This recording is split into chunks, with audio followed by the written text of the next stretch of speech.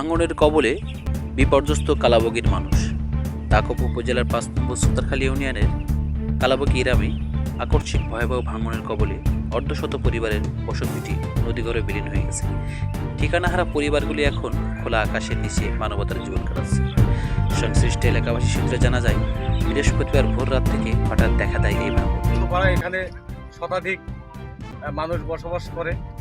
তো এখানে তারা তাদের বেঁচে থাকার যে চাহিদার বাইরেই তারা বসবাস করে। তাদের এই মৌলিক চাহিদা থেকে তারা বঞ্চিত। তারা কিছুদিন আগে রিমালের সঙ্গে যুদ্ধ করে টিকেছিল। এখন প্রাকৃতিকের যে নদী ভাঙন, প্রকৃতির যে মার, এই মানুষগুলোকে একেবারে জীবন জীবিকা এবং তাদের বাঁচার অধিকার থেকে বঞ্চিত করছে। বর্তমানে ক্ষতিগ্রস্ত পরিবারগুলি বিশ্বব্যাংকের অর্থায়নে নির্মিত বেড়িবাঁধের উপর খোলা আকাশের নিচে অত্যন্ত মানবতার জীবনযাপন করছে। এখন আমাদের এদের পরামর্শ দেওয়া ছাড়া আর কোনো কিছু করার নেই, সান্ত্বনা দেওয়া ছাড়া কোনো কিছু করার নেই।